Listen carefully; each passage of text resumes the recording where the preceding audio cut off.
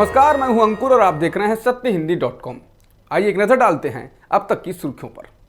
भारत में एक दिन में 55,838 नए कोरोना संक्रमण के मामले दर्ज किए गए हैं और 702 लोगों की मौत हुई है। इसके साथ ही देश में कुल संक्रमितों का आंकड़ा 77,07,000 के करीब हो गया है और मृतकों की संख्या 1,16,000 के पार हो गई है।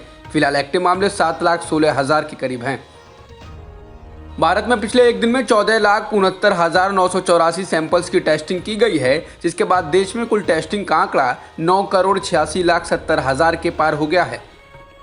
एस्ट्राजेनेका और ऑक्सफोर्ड यूनिवर्सिटी द्वारा विकसित की जा रही कोरोना वैक्सीन के ट्रायल में शामिल एक वॉलंटियर की मौत हो गई है। ब्राजील हेल्थ अथॉरिटी ने बुधवार को इस बात की जानकारी दी है। हालांकि वॉलंटियर की मौत के बावजूद वैक्सीन के ट्रायल रोके नहीं जाएंगे। समाचार एजेंसी रॉयटर्स के अनुसार ऑक्सफोर्ड ने आकलन के बाद टेस्टिंग जारी रखने की बात की है और एक बयान जारी कर कहा है कि क्लिनिकल ट्रायल की सुरक्षा को लेकर कोई चिंताएं नहीं है।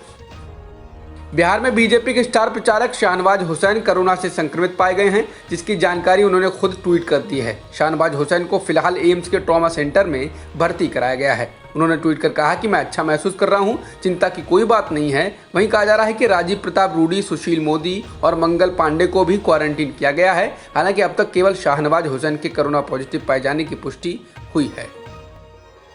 चुनाव आयोग ने चुनाव प्रचार के दौरान सामाजिक दूरी के नियमों का घोर उल्लंघन और उसके दिशा निर्देशों की अवहेलना करने के अलावा बिना मास्क पहने भाषण देते हुए नेताओं का गंभीरता से संज्ञान लिया है। सभी पार्टियों के अध्यक्षों और महासचिवों को जारी एक एडवाइजरी में चुनाव आयोग ने कहा है कि इस तरह के उल्लंघन के लिए उम्मीदवारों के जिम्मेदार आयोजकों के खिलाफ मुख्य निर्वाचन अधिकारी तथा जिला मशीनरी कार्रवाई करे।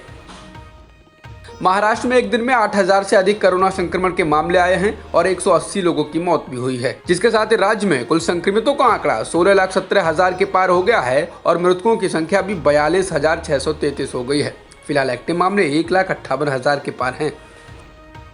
आंध्र प्रदेश में एक दिन में 3,746 कोरोना संक्रमण के मामले सामने आए हैं और 27 लोगों की मौत हुई है। इसके साथ ही राज्य में कुल संक्रमितों का आंकड़ा 7,93,000 के पार हो गया है और मृतकों की संख्या 6,508 हो गई है। फिलहाल एक्टिव मामले 32,000 के पार हैं। बता दें, आंध्र प्रदेश में रिकवरी रेट देश के बाकी राज्यों से काफ़ी बेहतर है। यहाँ करीब 95% रिकवरी रेट है। कर्नाटक में एक दिन में 5,872 नए मामले सामने आए हैं और 88 लोगों की मौत भी हुई है। इसके साथ ही राज्य में कुल एक्टिव मामले 1 लाख के पार हो गए हैं और मृतकों की संख्या 10,696 हो गई है। दिल्ली में एक दिन में 3,686 कोरोना संक्रमण के मामले दर्ज किए गए हैं और 47 लोगों की मौत हुई है, जिसके साथ ही दिल्ली में कुल संक्रमितों का आंकड़ा 3,40,000 के पार हो गया है और मृतकों की संख्या भी 6,128 हो चुकी है। फिलहाल एक्टिव मामले 24,000 के पार हैं। जॉन्स हॉपकिंस यूनिवर्सिटी के अनुसार दुनिया में कोरोना संक्रमितों का आंकड़ा 4,11,71,000 के पार हो गया है और मृतकों की संख्या 11,30,000 के पार हो चुकी है। वहीं वर्ल्डोमीटर्स वेबसाइट के मुताबिक दुनिया में अब तक 3,09,00,000 से ज़्यादा लोग ठीक भी हो चुके हैं। जॉन्स हॉपकिंस यूनिवर्सिटी के अनुसार अमेरिका में संक्रमितों की संख्या 83,36,000 के करीब है और मृतकों की संख्या भी 2,22,000 के पार हो चुकी है। इसके अलावा ब्राजील में कुल संक्रमितों का आंकड़ा 52,98,000 के पार हो गया है और मृतकों की संख्या भी 1,55,000 के पार है। अब तक की खबरों में इतना ही। बाकी खबरों के लिए बने रहिए सत्यहिंदी.com के साथ।